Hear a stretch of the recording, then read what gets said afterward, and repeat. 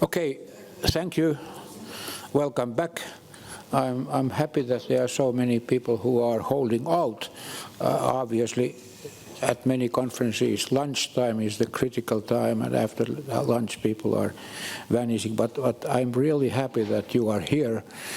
We change the language now because we talk about things international, but also we have Sandra Hoferichter here, who is the Secretary General of EuroDIG Association, and of course we have people on live stream of Internet Society who are watching us right now. So just a little bit background. I think that most of you know that anyway, but WSIS, the World Summit on Information Society 2003 and 2005 was like a milestone. That was the beginning of many things.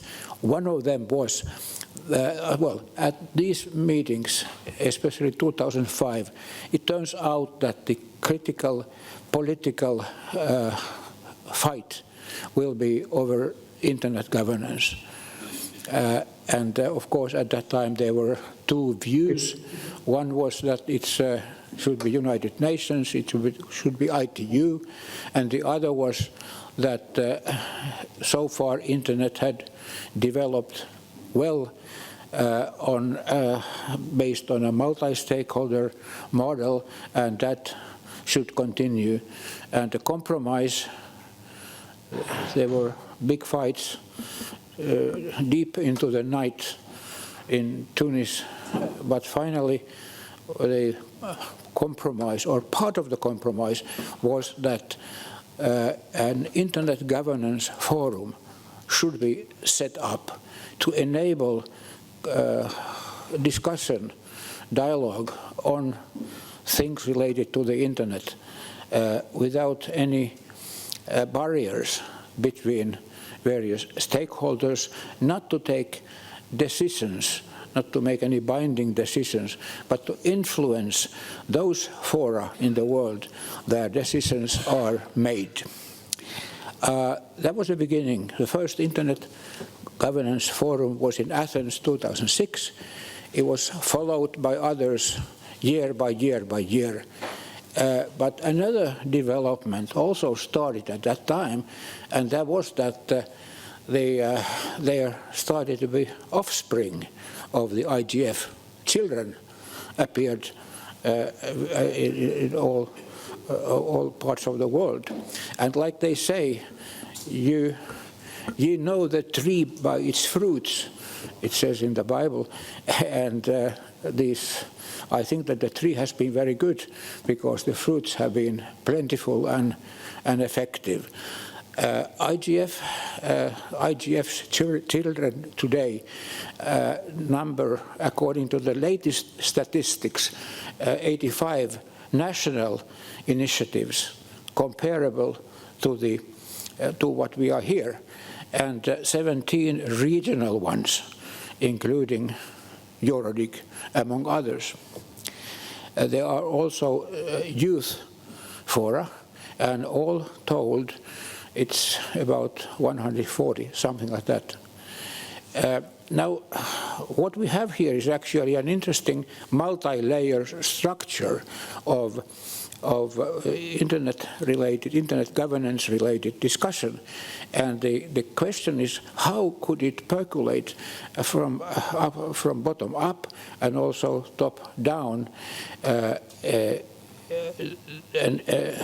What has happened is that the present Secretary General of the United Nations has taken interest in this structure, in the many possibilities that it has, and he has actually, in his various interventions, which I think you are familiar with the digital roadmap and the rest, he have made IGF and this sort of IGF structure really a centerpiece of his plans, and it's called IGF Plus, which really perhaps will have a role in the development of the future.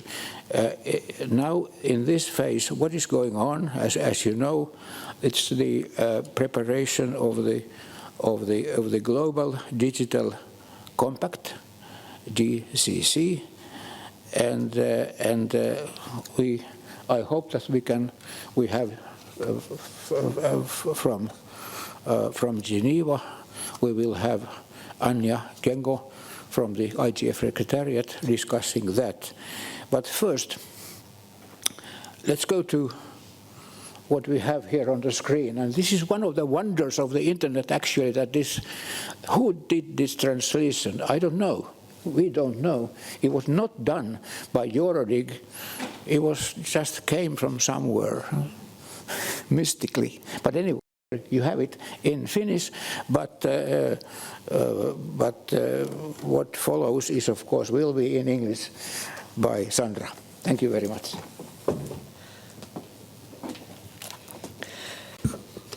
Thank you very much, Yrjö. I was actually going to say Rainer and we translated it for you last night. No, we didn't, of course. It really appeared magically, and Yrjö checked. The spelling is obviously pretty correct. So what you can see here in Finnish is what is really on the website in English. Unfortunately, I see we have the turbo slider on that is a little bit fast, so I will try to put that away. Can I ask first, who of you has already attended a EuroDIG? Can I ask for a show of hand? Okay. And who has heard about it or has followed the process remotely?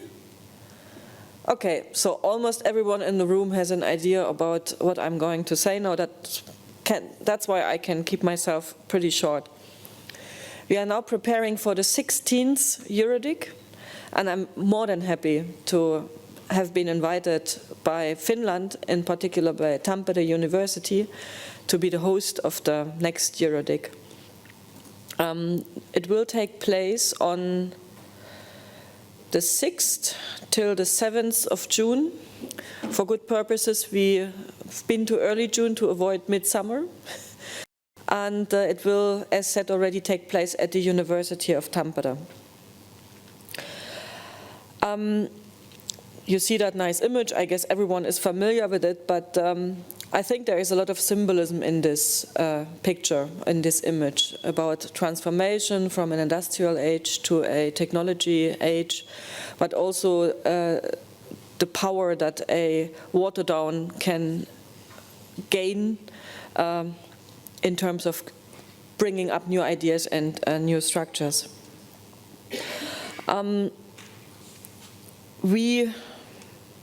The challenges that we have this year, or what we would like to aim for, is that we have a good representation of the local community.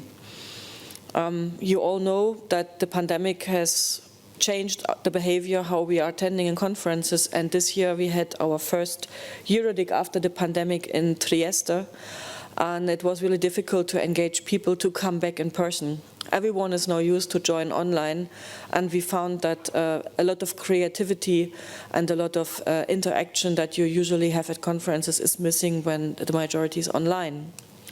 So this is really something that we would like to aim, and we hope that we can engage the local community from Finland as much as possible. From the program structure point of view, we are starting at the 6th with a so-called day 0, while I must put that in brackets, it's not a full day of pre-events anymore. We will have half a day, and it was agreed already that the Finnish Internet Forum will take place on the 6th in Tampere, that time in English, so you will have the opportunity to have many more participants from Europe joining your national forum. And then we are going to start in the afternoon with the opening session, have the day after 1 full day of sessions, and the second or the third day then until lunchtime, and then leave everyone going at home. That prevents us from going late into the night and losing people when they have to catch the plane or the train. the program will be designed around 3 or 4 maximum focus areas, and on those focus areas we will then at the end come up with messages. I think the Finnish Internet Forum is also doing messages after their event. As you know, they are agreed in rough consensus, and we have reporters from the Geneva Internet Platform who are going to help the teams to organize them. Whoever is interested, I have the messages from this year from Trieste here, and there are also some hard copies on the table in the back. So you can basically see what the issues have been this year. What you can also see in those messages is what we are going to do in terms of youth engagement. This is one of the key issues of EuroDIG, and we have pretty good engagement. And this year is the year of the youth. So it's not just by accident that we are involving the young generation at a university as a new stakeholder to a very great extent this year and already next year. Okay, and I think that is for the moment enough on maybe for those who are interested on who we are. EuroDIG is a association under Swiss law. We are a European-wide forum, and that we are organized in Switzerland is just a matter of they have the most easiest association law, so that's why we ended up there. And also important to mention, EuroDIG is a forum that goes beyond the EU member states. We are covering the entire European continent as per definition by the Council of Europe. And you see on the left side how our association is structured with the membership organization and with general assemblies and the board and all these things that you need to do the administrative oversight, the financial management and these things. But the most important part is basically the other side where the institutional partners are and the host organization and the community, because those are the ones who are shaping the process, who are bringing in the topics, who are agreeing on the program and who are making EuroDIG to what it is. So I would really hope that I can see many of you in Tampere in June next year. And how to get involved will be a subject of this session, and I will come back to it later. And that is the point where I could hand over back to Yrjö, but I see he is busy now. Yrjö, can I hand over back to you? I think it would be good if Anja is online, that she appears on the screen now, and I would close that window. Hi, Sandra, can you hear me? We can hear you, yes, but we cannot see you at the moment. That's because we have a small surprise for you. Can I ask your technicians to hopefully spotlight a small Geneva hub that is joining you, and I'm part of that hub. We are 3 persons here in Geneva, and I think our camera is on, so you should be able to see us through Chengetai's Teams connection. Is it on Zoom? No. Okay.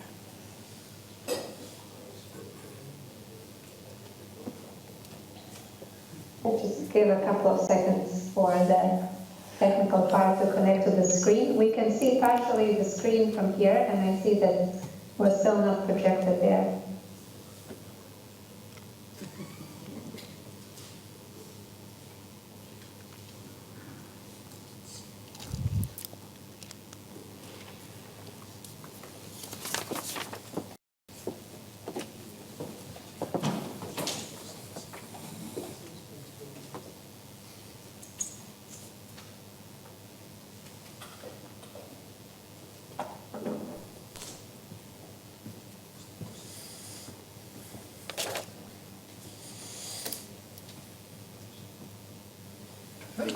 Okay. All right. Now you can see. So thank you very much, Yrjö, and thank you very much, Sandra, for this wonderful introduction. We're particularly looking forward to 2023 for several reasons, and one of the reasons is certainly EuroDIG going all the way up north, and especially to the beautiful city of Tampere. I've never been there, but then when I was at EuroDIG in Trieste, and when you announced it will be there, I did Google a little bit, and it seems a very green student city, and we're very excited to see it in person there. First of all, greetings from the small Geneva hub. We are here at the Palais des Nations in Geneva, and I'm sure that gentlemen on my left, both of them actually on my left, you know very well. Juuso is certainly your colleague there. It's very sad not to be there in person. Probably the first Finnish IGF you're not in person there. And then Chengetai is the head of the IGF Secretariat, which is based here in this physical space where we are today. And my name is Anja.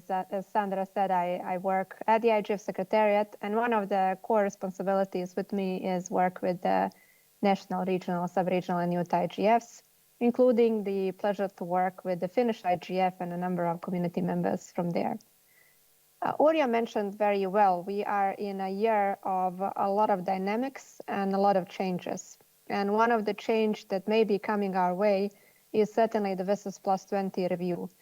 The IGF Secretariat, but I'm free to say also all associated structures of the ecosystem, such as the MAG, now the leadership panel, the network of 156 now NRIs, and all other community members and networks associated with the IGF are aware that we need to go strategically in 2025, and that the time to go strategically in 2025 is actually now.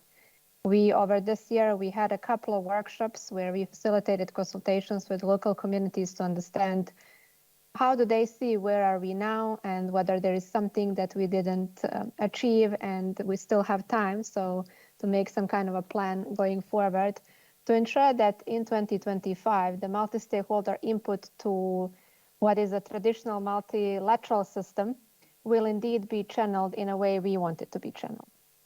But in addition to Visus Plus 20, Yrjö mentioned very well, from the United Nations system, there are also quite a number of new processes emerging, and they're certainly relevant to the IGF, not just speaking organizationally, but also speaking as an ecosystem. And that makes it, I think, very much relevant to the Finnish IGF, its multi-stakeholder community, certainly to EuroDIG coming your way next year.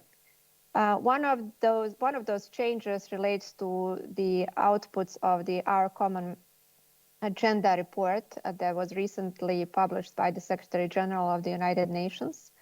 And the Our Common Agenda is quite interesting in terms of the digital domain in many areas. One of the probably most important area, which I personally always underline, relates to calling for universal access to be achieved by 2030, which is also the deadline of achieving the Sustainable Development Goals and the Agenda for Sustainable Development.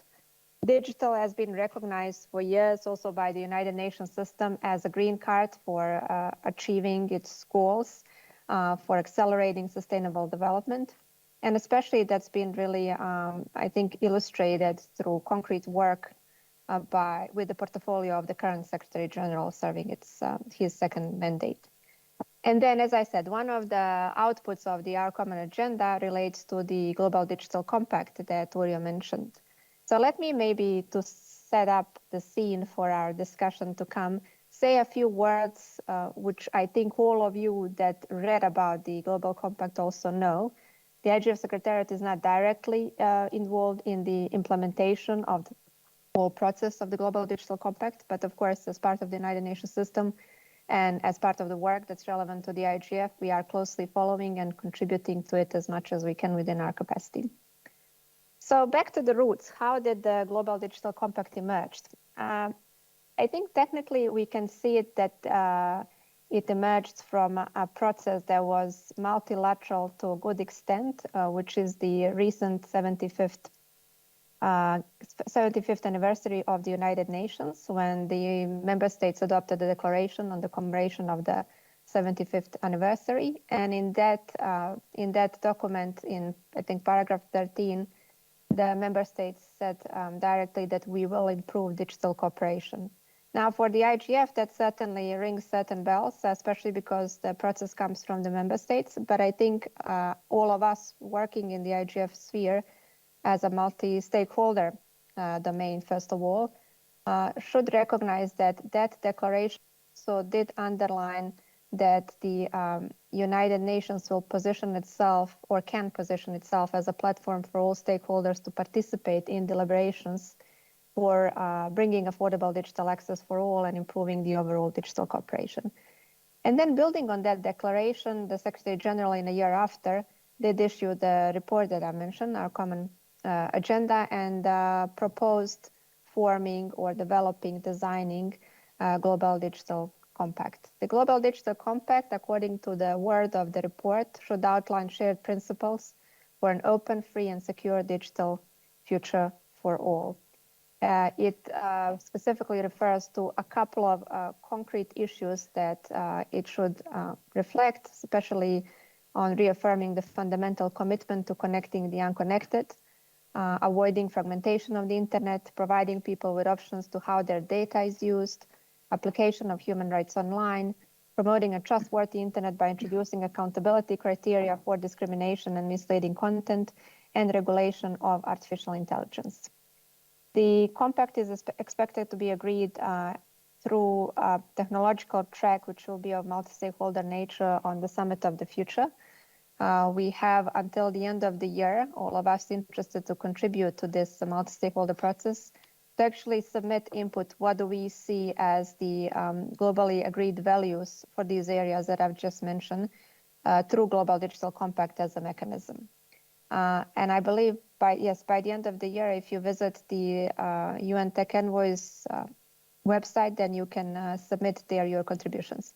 It is interesting to see that already some of the stakeholders have contributed, and looking at their inputs, they are quite diversified in terms of the form that the GDC should take, but I think they're quite, to a good extent, united in terms of what values for one internet that is accessible, affordable, secure, safe, resilient, and sustainable we all want to. And that makes maybe things a little bit easier to ensure that the values we agree on, hopefully on this, will be beneficial to all of us. That's as much as I can tell about the basics of the Global Digital Compact. I think it's a good opportunity that something that maybe emerged from, as I said, a traditional multilateral system really calls for multi-stakeholder input. We do have a word from the relevant authorities that are facilitating this process with the organization that everything that will be agreed, hopefully, will certainly be based on these multi-stakeholder consultations. And I think that puts then responsibility, if not even obligation, of all of us wanting the internet that I just mentioned to really contribute to this process and make sure that our input is there, as that's maybe sort of mechanism to ensure that the final objective is achieved. Yrjö, I'll stop here, and then I'm happy to add more and, of course, respond to any questions. Thank you. Thank you. Short comment from...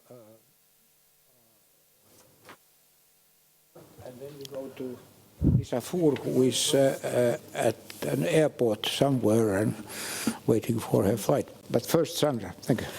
On the Digital Compact, I would like to add that currently there are European stakeholder consultations underway, and if you go to the website, I'm not open it again because now we have the panel here on the screen, but if you go to Get Involved Digital Cooperation, you will go directly to our commenting platform where the entire question form, as it is provided by the Tech Envoy's office, is mirrored, and you can comment on the findings that have been compiled by Mark Cavell during the last couple of EuroDIGs on that specific topics, and you can comment on them, and after that we will try to finalize and try to find a common ground of a European view, and the consultations are still open until the 7th of October. I must say we might extend them because we learned meanwhile that the entire process might be a bit delayed and postponed. And then we will have also some virtual stakeholder consultation and have a discussion at the global IGF. Thank you, Sandra. Okay, next we get a view from the leadership panel of the IGF. This is one of the new things, and we are all eager to find out how that is expected to work. One of the members of that panel is Lisa Fuhr from Denmark. She's now the Director General of ETNO, which is the European Association of Telecoms. Lisa is at the airport somewhere. Great that you made it, and I hope that you have time now before your flight leaves to tell us a little bit about the leadership panel. Please. Yes, thank you, and thank you for inviting me to this event. Unfortunately, I just got the notice this morning. That's why I'm a bit on the run here. I'm flying out of Brussels to Denmark. Let me say I'm very honored to be appointed for the UN leadership panel for IGF, and I think it's an excellent group of people. They are very high level, and I think that is important for this leadership panel because we want to attract more high level people to IGF, and I think this panel has a good chance of doing it. I also think, from my point of view, it's important that we, as the leadership panel, are truly innovative. We should be ambitious, and we have the chance now with a new body to inspire and innovate the IGF process. Of course, we have some terms of reference, so our scope is not unlimited, and I think it's important we have a clear scope of attending IGFs and be actively participating and analyzing IGF, and also do a lot of outreach and discuss with all the stakeholders on how we best possible can continue making IGF count as an important part of the multi-stakeholder model and as part of the internet ecosystem. And I think it's important, we discussed this already in our first informal meeting, that we make sure all stakeholders are around the table. So we need to be as inclusive as possible, but also need to make sure that industry, politicians, everyone are around. We see a lot of NGOs at IGF, and I think that's extremely important. But we also need to have industry more involved. And to me, it's also important we involve all the sectors, because digital is now more than just telecom or the tech industry. It's banking, it's manufacturing, it's health, it's logistics. And I think the internet has an opportunity to solve some of the climate crises. It's very important in a democratic process. So I think it's important we use this panel and IGF as such to get things going with IGF and to get it to be a bit more tangible. And I think the diversity of this panel is also extremely important. We have a vast experienced crowd. We have a Nobel Peace Prize winner, ministers, we have private sector, we have one of the founding fathers of the internet. And I think that is, to me, hopefully a guarantee for fresh thinking, outward facing and ambition in the panel. And I'm very optimistic about how we can not reinvent, but make some changes that are good to the IGF. So I'll pause here and see if there are any questions.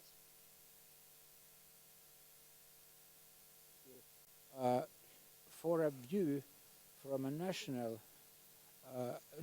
IGF, we can go to Juuso, who is in Geneva. he was the, I would say, the convener and pretty much the soul of the Finnish Internet Forum for the whole time it has been existed. He's now posted in Geneva because that's what foreign ministries do. They move people from here to there. And so what is your view on the leadership panel? Is it necessary, and what should you do? Thank you, Yrjö, and hello, everybody. Well, I mean, the leadership panel is there, so there is no point in arguing whether it's useful or not. It's up to the leadership panel to prove its usefulness. I strongly support the idea that the IGF does more outreach, and we definitely have seen the gap or the missing piece in the outreach on political level, and as Lisa rightly said, towards all stakeholders on a higher level. As for the structure of the IGF, I would still, as a long-term donor and as a long-term IGFer, like to see the Secretariat, first of all, be strengthened to be able to support the leadership panel. That's one thing. But also to do more outreach in itself and towards build the stronger links towards the NRIs. Anja has been doing a great job on that, but I still think that there is a lot that we could do more together as IGFs and build these bridges and I'm not saying harmonize or sync the agendas, but let's say to find the common things there and cooperate more on that. As for the other issues that link to the leadership panel, I think the relationship between the leadership panel and the MAG and the structure and the size of the MAG and to streamline and improve the focus of the work of the MAG is something that we would need to do. I think the MAG as such, I was a MAG member myself 2014 to 2017, if I remember correctly, has a lot of work, but the structure is quite heavy and the processes are long. So there would be something that I hope also the leadership panel might be able to look at from above, working closely with the MAG and thinking how we could streamline the IGF preparatory processes. Thanks.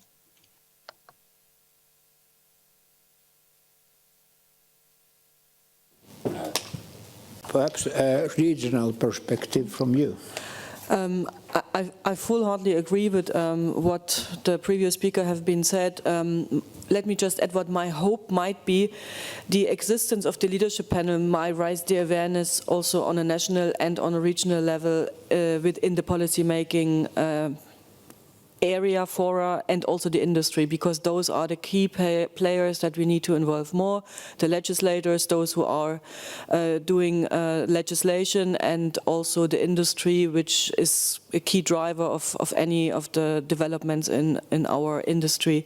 So I really hope that the simply existence and the effective work of a leadership panel can help us to raise the awareness, because this comes, and this is not meant in a negative way, this comes a little bit from the top, from the UN level, which is good. It helps us on the ground, on the regional and on a national level, to enforce our processes. This is my greatest hope on the leadership panel.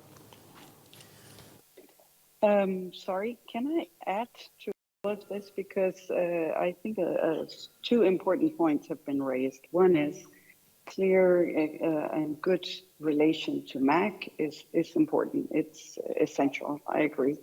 The other one is Sandra saying we need to have all the states involved, all the regional IGFs. I also agree. This is extremely important. And I think by doing the outreach, you can avoid the top-down feeling that you're expressing, Sandra. I think it's important. We're not seen as imposing things on the countries or IGF as such, but more coming with creative solutions to some of the gaps we're seeing.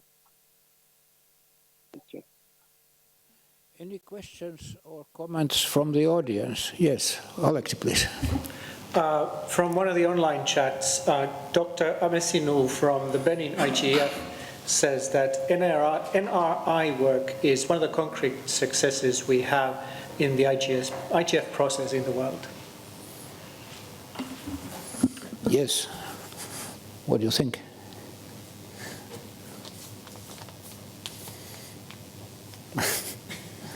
Okay. No comments. Any other questions or comments from the audience? Okay.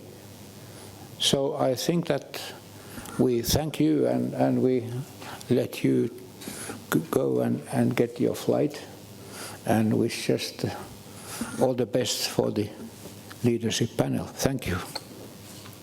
Thank you, and sorry, let me add, I'm happy to take a coffee with people, or if they want a virtual meeting, happy to take it and discuss if there are input or things they want us to look into as a panel. I think it's important we as a panel also are available to all the stakeholders. So that would be my ending remark. We are there also to talk to people and get input, and of course have our own assessments of ideas. Thank you. Thank you. Okay, next on our agenda is what will happen to this year and next year. Now the IGF this year is in Ethiopia. I hope it will take place there. And what are the issues and topics? What are the main issues and topics for that? That discussion, of course, what happens there, what we'll discuss that, it's also something that will influence the topics of the EuroDIG 2023 in Tampere. And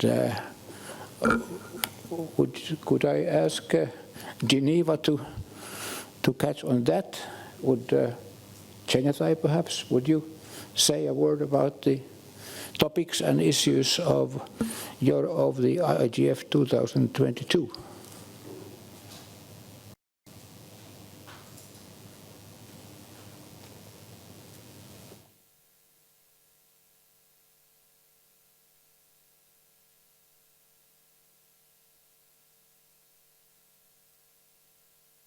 Muted.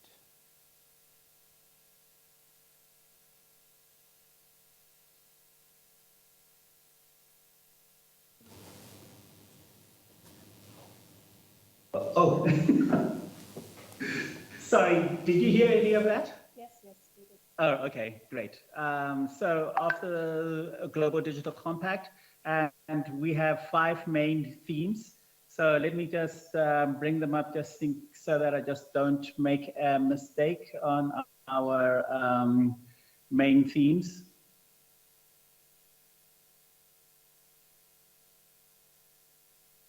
So the 5 themes that we're going to be having is connecting all people and safeguarding human rights, avoiding internet fragmentation, governing data and protecting privacy, enabling safety, security, and accountability. And the final main theme is addressing advanced technologies, including AI.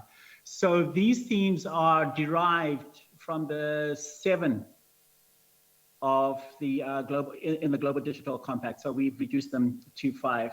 But apart from that, we're also having our parliamentary track, which is also very important, which was started in 2019 in the German IGF. So we're going to be continuing that. We are focusing on issues that are of importance to African legislators, but it's not only African legislators. It's, of course, we're going to try and get a global perspective on those. And there is the youth track as well that we're going to be focusing on, which is also very, very important. And last year, our Polish host did a lot of work on that, good work on that. And we are going to be trying to continue that work. And we have our best practice forums on cybersecurity and gender and digital rights. Continuing from our new format, I think it's the latest format that we have at the IGF, which is the policy networks. So we're going to have the policy network on internet fragmentation and policy network on meaningful access. So, and internet fragmentation is very high up on the agenda. And of course, as you know, meaningful access is also a very, very important topic, especially for the African region. But again, as I said, it's not just for Africa, it's for also the global view as well. Thank you. I can carry on if you want. Okay. Mm-hmm. And we also go, oh, sorry. Yeah. And I forgot to mention that it's also very important is that we're going to have the high-level leaders track, which we're going to have on day 0 and day 1. Of particular importance of Addis Ababa is that Addis Ababa is, I think, the 3rd largest diplomatic headquarters as such. This is, I think, the first is New York, the 2nd is Brussels, and Addis Ababa is the 3rd with the highest representation of states there, not just African states, all 54 are represented there, of course, but also from the EU, South America, and Asia. And it is the headquarters of the African Union. So we really do want to take the best advantage that we can of the place that we are at and the connections that we can make with all these missions and also of the African Union and the Economic Commission for Africa, where we are holding the meeting. The meeting venue is at the Economic Commission for Africa. So I think all these things together will actually bring us to a worthwhile IGF that we can have good discussion, good debates, and also further the good of the internet. Thank you.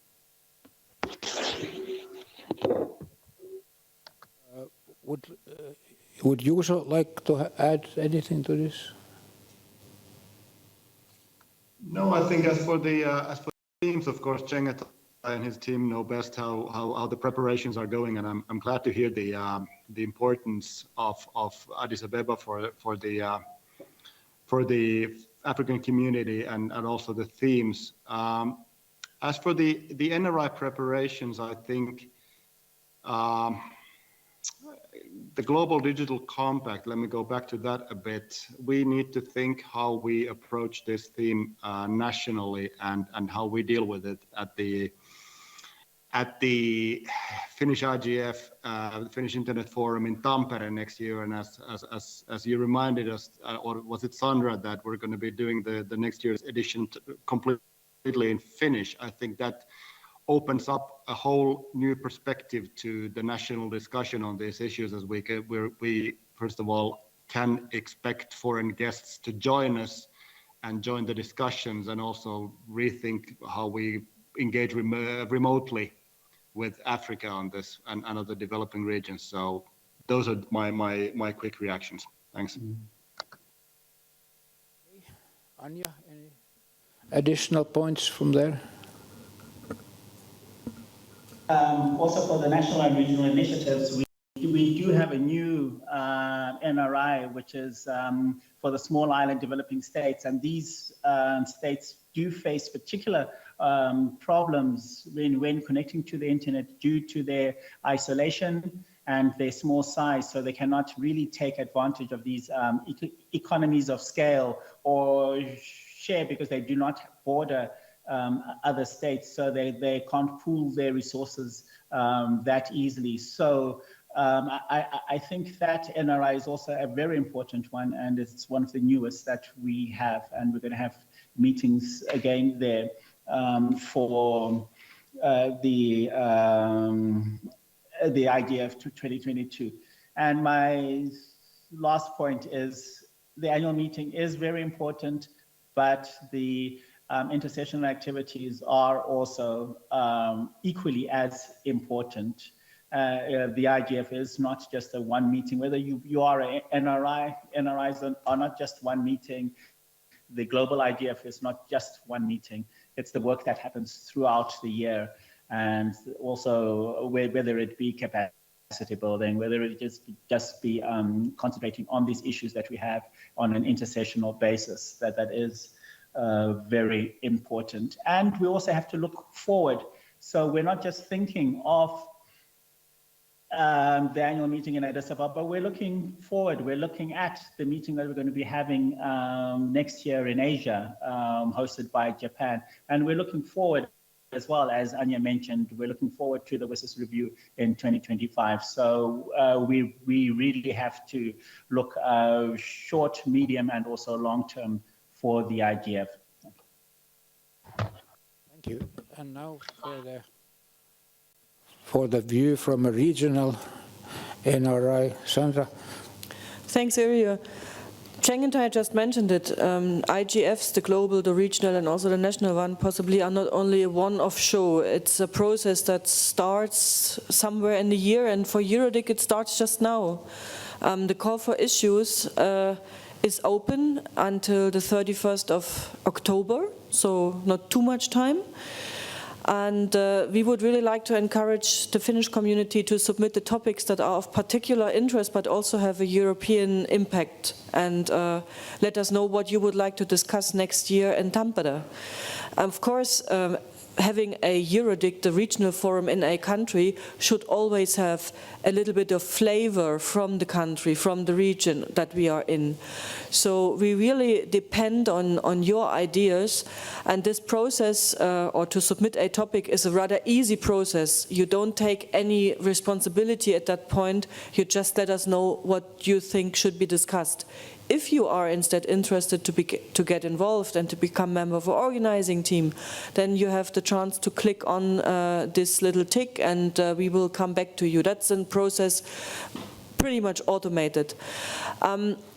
We aim to present a set of focus areas, let's say 3 focus areas at the IGF in Addis Ababa, and for this presentation of focus areas, we do need this call for issues to have finished before Addis Ababa. That's the reason why we are early this year. And after we have the focus areas, the programming, planning process still continues.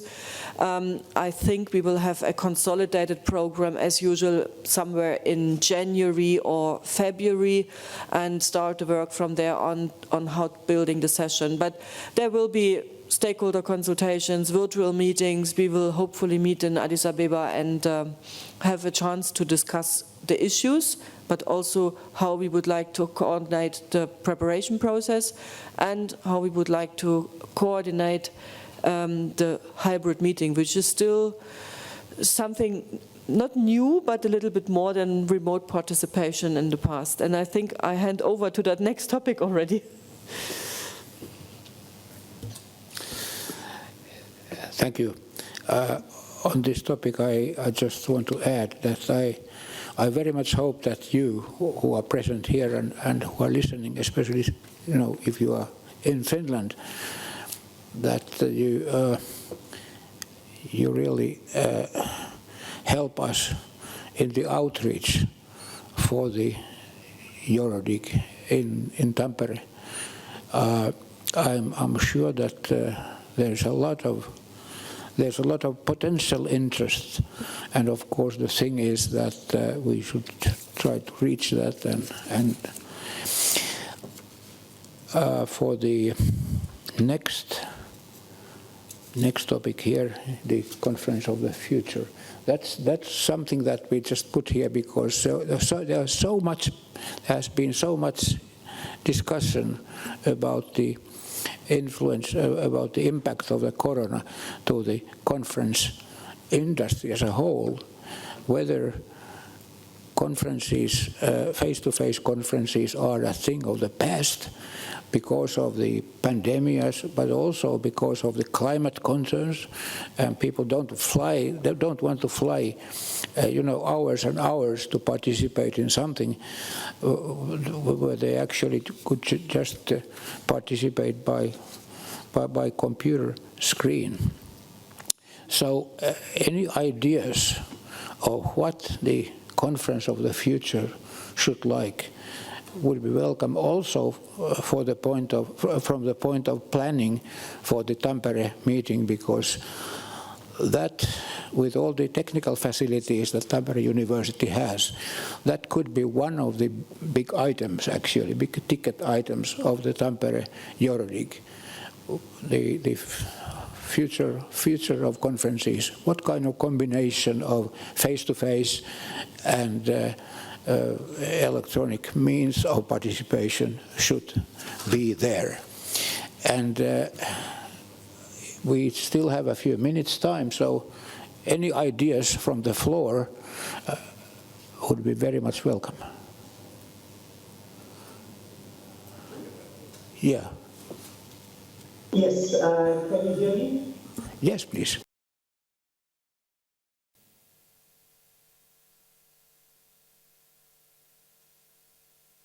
You are muted.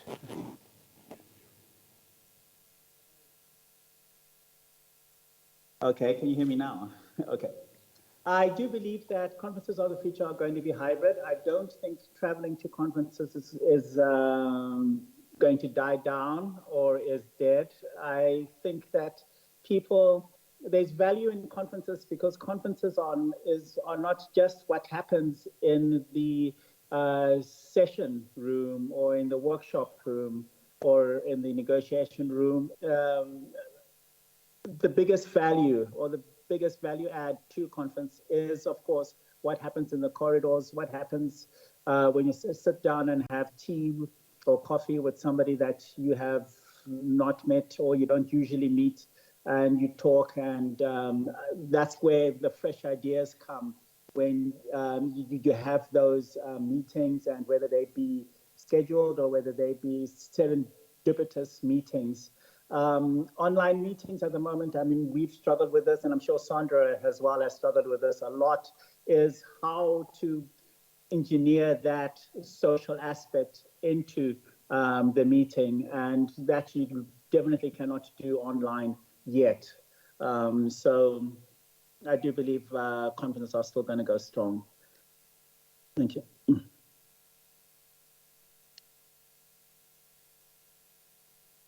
Any ideas from the floor here? How to combine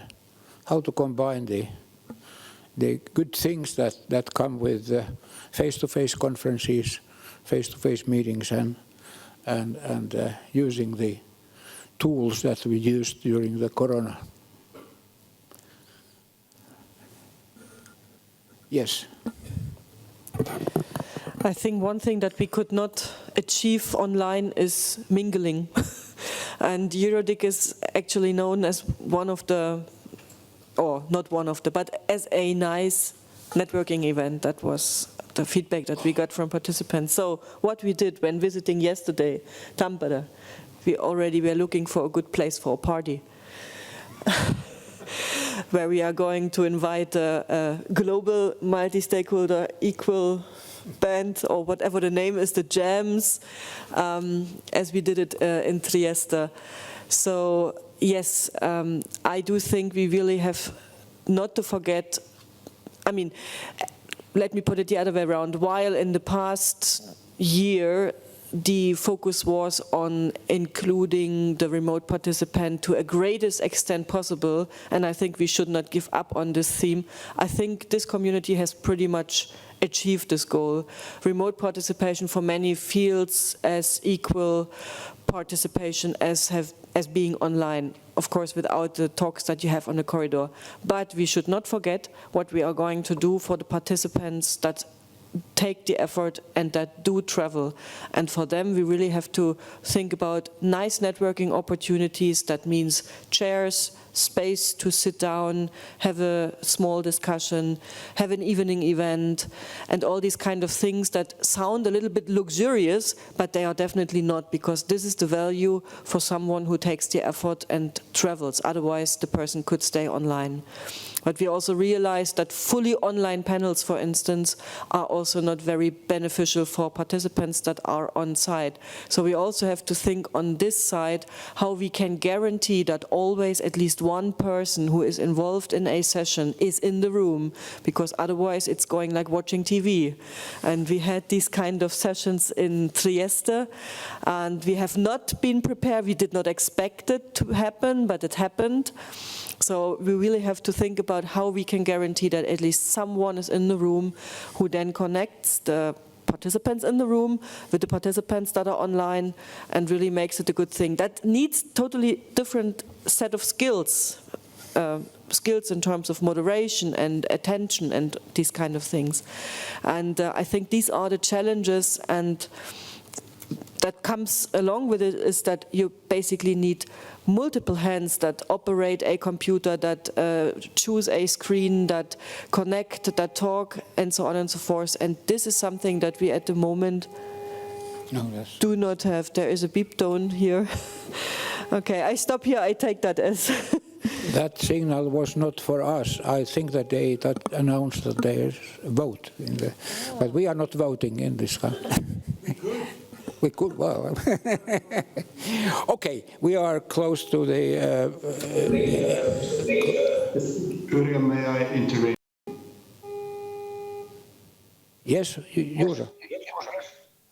Excellent. Just to pick up on what Sandra said about the extra hands and the extra moderation that these events need, we also need new kinds of tools. I think some of them are already there, but we need new kinds of conferencing tools. I'm pretty sure that everybody in the room and online is already quite fed up with seeing me and Anja and Chengetai, our full body features on our unpolished shoes and so on. So we need to find a new kind of way to be in the room, be there. We can connect, we can intervene. We know you guys from conferences before, but we need new ways to meet ourselves. And also, just to add a challenge, I just lost internet connection for a while, so it was kind of hard to come back and make this intervention in time. Thank you.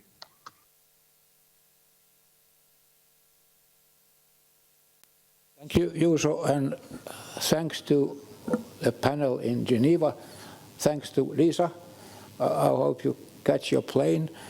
And thanks to Sandra and all the participants and all the previous speakers.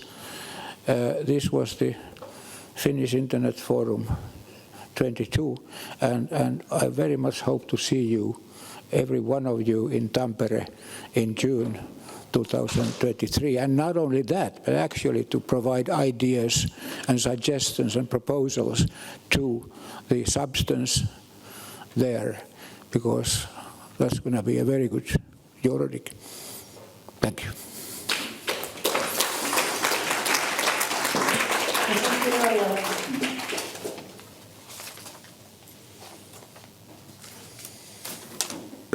Thank you.